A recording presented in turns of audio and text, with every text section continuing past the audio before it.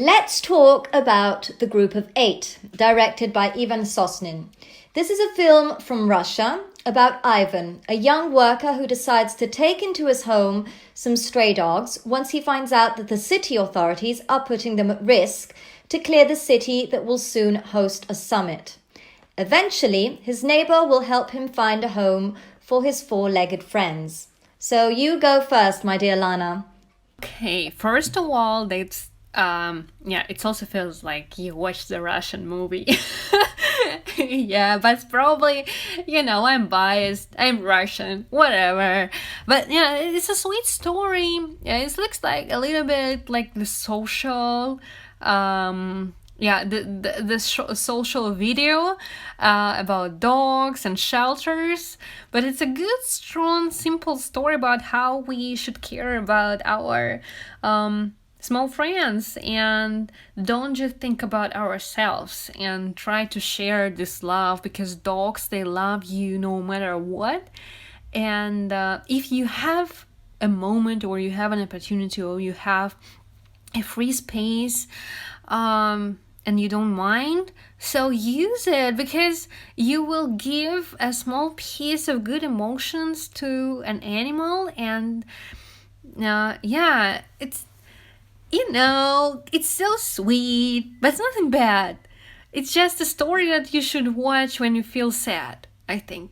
For 100, not 100, but for 99%, you will feel a little bit better, and probably you will go and feed some dogs near your apartment building. Go and save the dogs. Well, yes, it's basically a contemporary fairy tale, and it very much exemplifies this strong relationship between man and his best friend, which is actually an ancestral one because it goes back to the cavemen, when cavemen were educating wolves. So it's a beautiful love story between dogs and humans.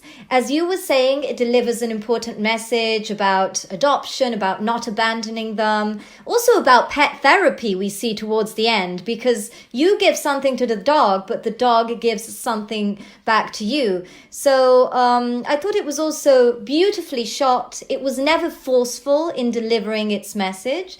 It just unrolled very organically, and it was a beautiful tribute to our four-legged friends. Yeah, and the song, the main theme, I didn't heard about this song before, but the text is also following the story that we should care about someone to actually feel who we are in real life. Don't forget the first that you are only human when you care about someone. Yeah, and the text of this song, it really fits the story on the screen. So, but it's the tips that I have because I can understand the Russian language. Of course, but thank you for sharing it for all our viewers, and praise to Sosnin for having this detail within the music score.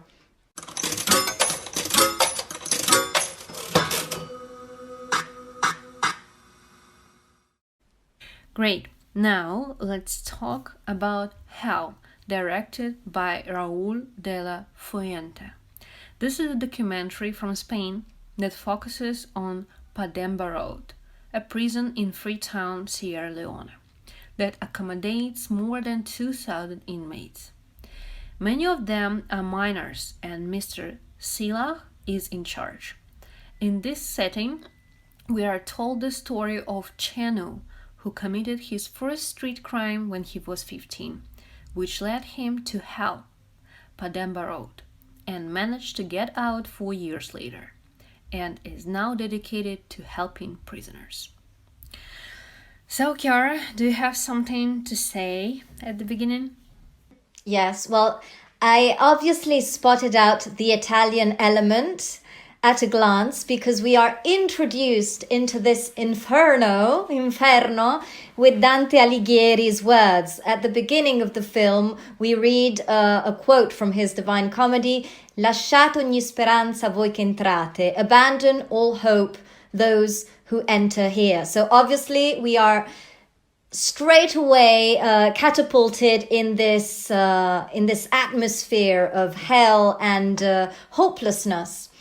And it was very intense to watch the prison life scene in Sierra Leone, the inhumane conditions of the inmates, the lack of sanitation, of healthcare, all the horrid things that are happening with these inmates being drugged and raped and abused, and who are basically dying, forgotten in inhumane conditions.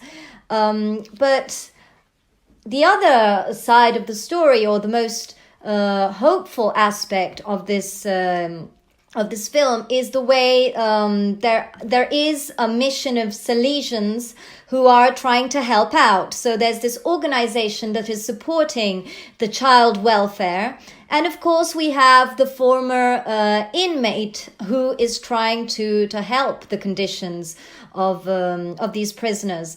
So you are completely plunged into this state of doom, but in a way you are following with them a sort of journey of atonement.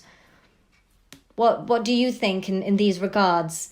Oh, this is a really hard movie to watch. So probably it's obvious, but I have to say it out loud. First of all, yeah, it's the movie asks us a question about the idea of their prison system in general, and how their system of punishment sometimes works in the wrong way. And it's really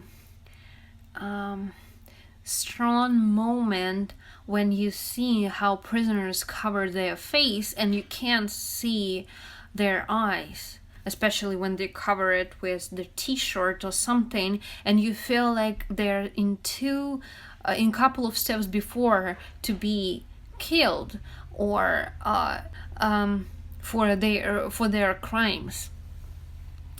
And I like how the director visually followed us through this atmosphere of to be in prison, and which kind of color director uses to show it's also atmosphere of dust and sunlight that doesn't go fully through the walls of the prison.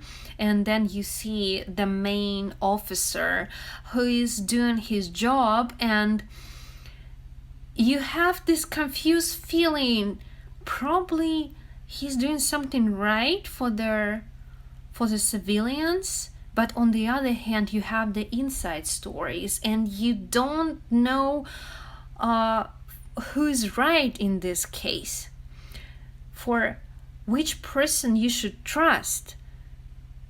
And this is a huge question to the prison system, because when people they ask them question, you recognize yourself guilty, and they say not guilty, but you don't know exactly what happened. You just see them trapped in this small rooms that where there is no any space for people.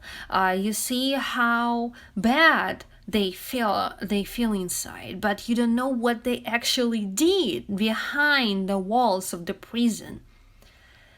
And the viewer, the audience, they trap between these two opinions of what people did and how they are executed for their crimes. So this is the generally huge, complicated question, and I really appreciate the director that he was courage enough to speak about it. It's important, but still, it's really, really difficult for discussion. Yes, I agree that the strength of this film is the ambiguity that is latent in whether you're never completely certain about the right or wrong sentence of these inmates. So we are, yes, overseeing this whole situation, and we come into the story afterwards and we see how they are being treated now. We are not quite certain of what led them there, But nevertheless, whatever led them there, we are witnessing a true inferno, hell. That's right. This is one of the main point why this movie is so strong, difficult, but interesting to watch anyway, because you have so many feelings you go through these minutes watching this short film.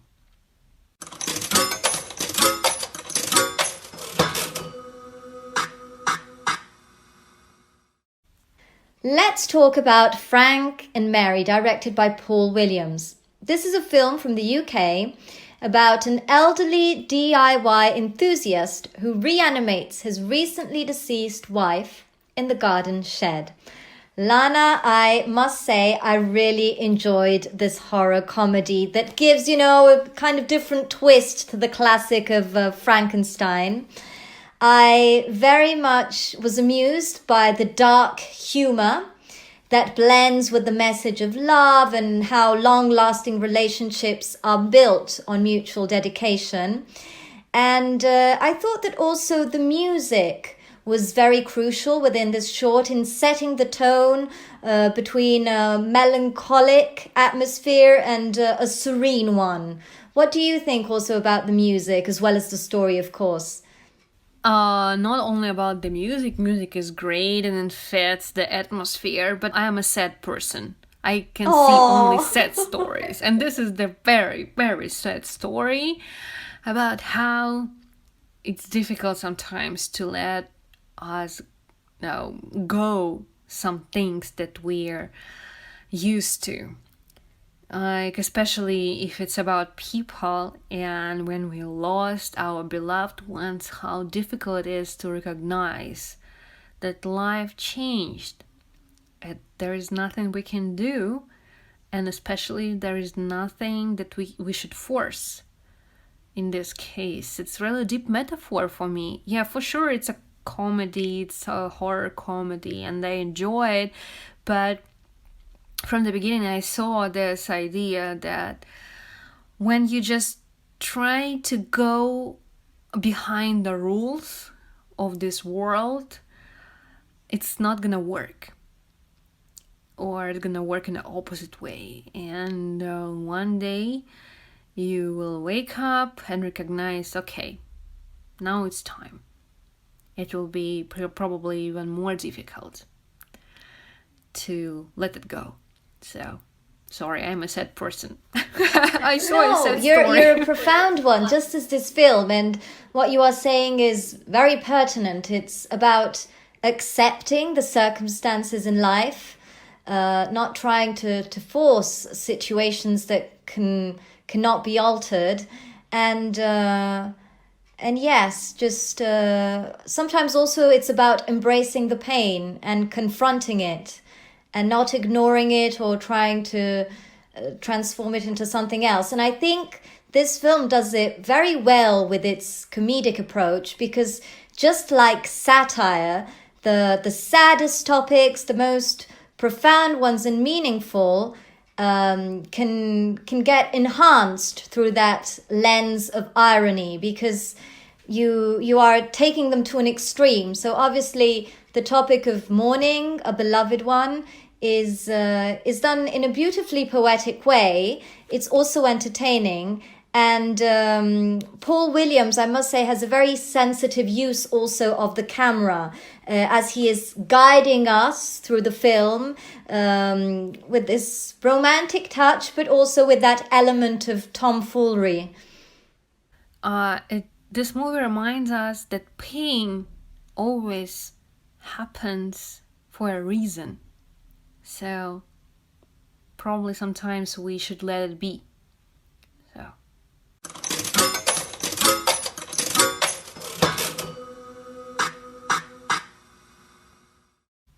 Okay, now let's talk about Glint, directed by Grant Janes. This is a film from the USA about a single mother struggling with what seems a bizarre mental illness.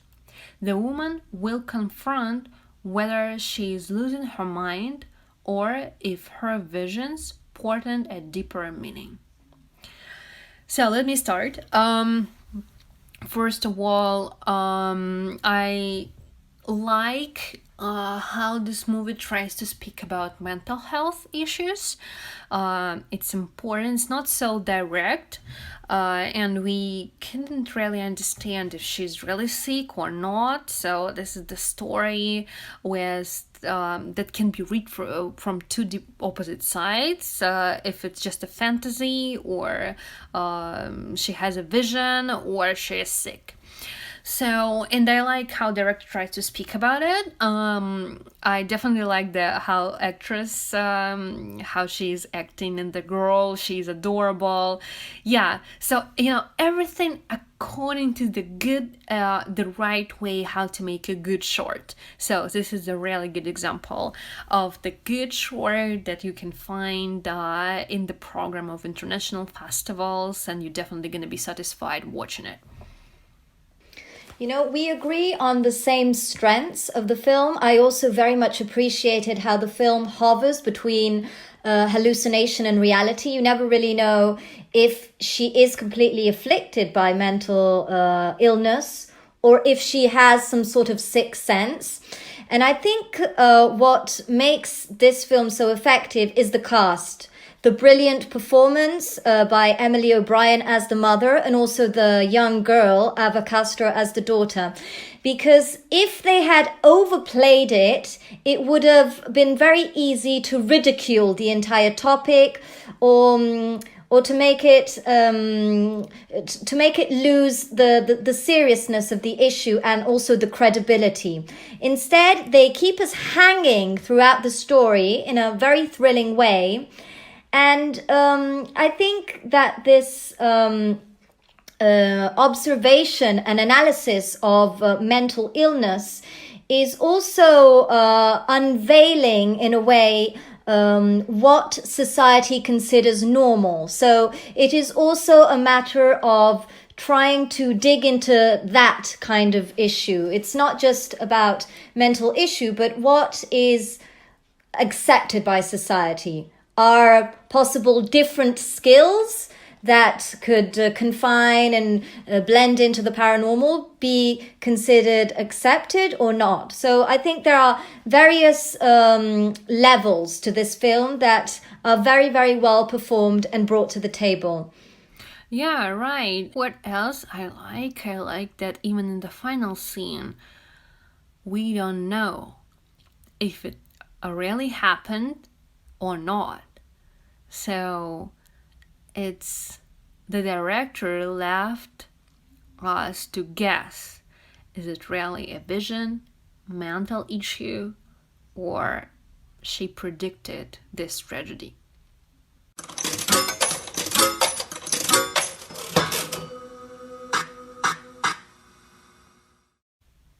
So let's talk about Olla, directed by Ariane Labed. This is a film from France about Olla, a woman from Eastern Europe who responds to an advertisement on a dating site. She then moves in with Pierre, who lives with his old mother in a suburb in France. So, Lana, I must say I really enjoyed this film for a variety of reasons, but I'm going to let you go first.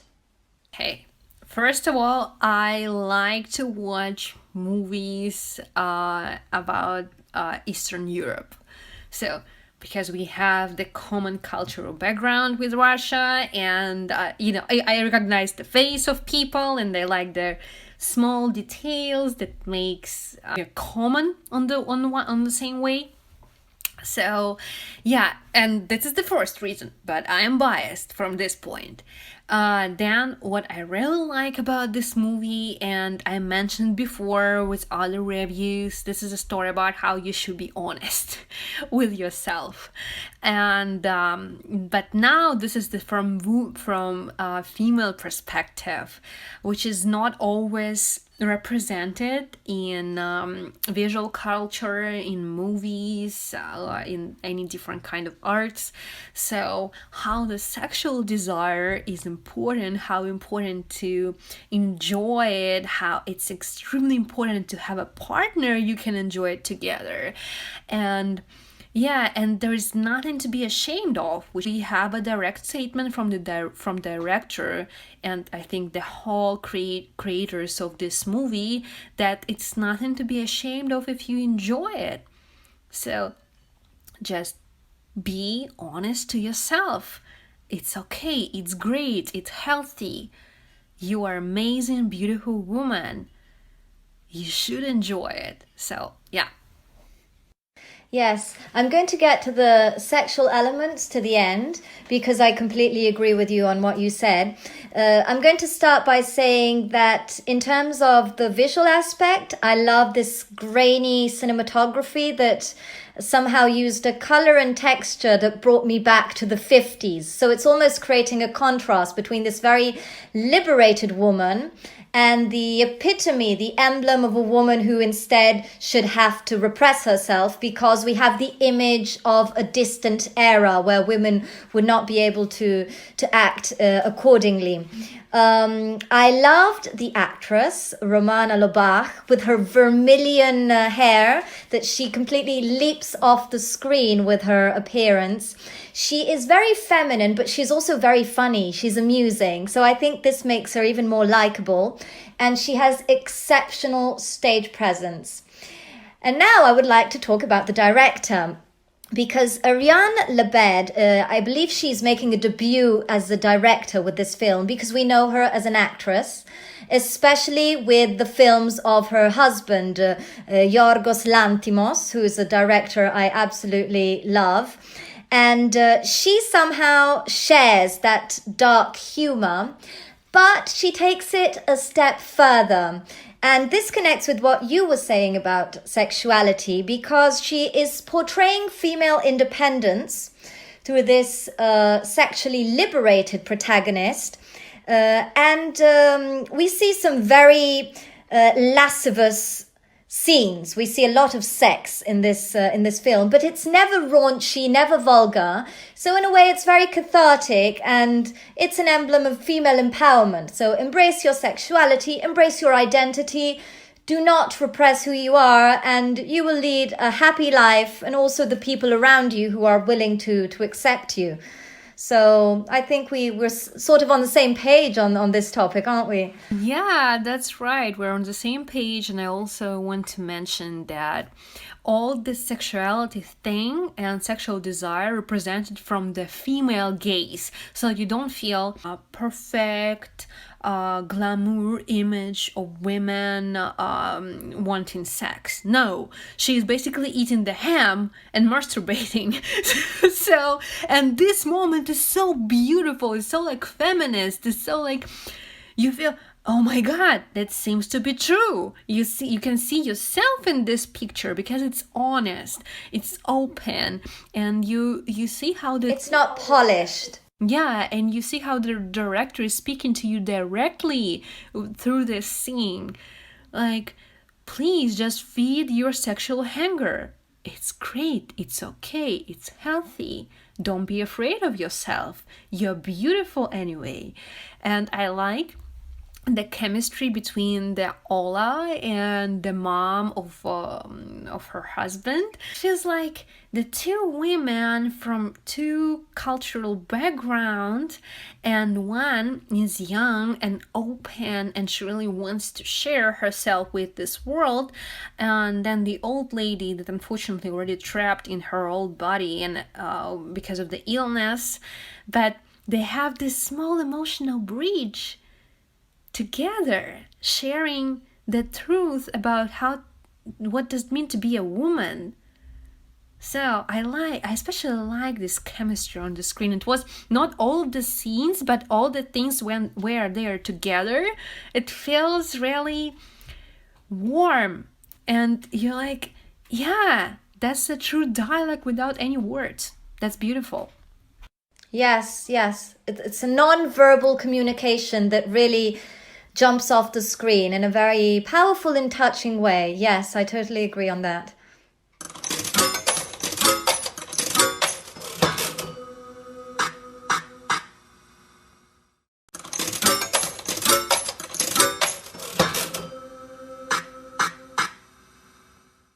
Hello. Hello. So, thank you so much for having followed our cinematic reviews. We hope you had a good time listening to our reactions of these beautiful shorts of the 2020 edition of the Sapporo Short International Film Festival. We are hoping that you are going to go online and buy the tickets to watch all of the movies. And Lana, you know the details for this. Yeah, definitely. Thanks everyone who followed us on our SSF Bites and our small, tiny reviews, but really honest, emotional ones about every movie we really enjoyed. So if you wish to watch this program together with us, please follow the page of Sapporo Short Film Festival. They will post all necessary details how you can buy tickets outside of Japan.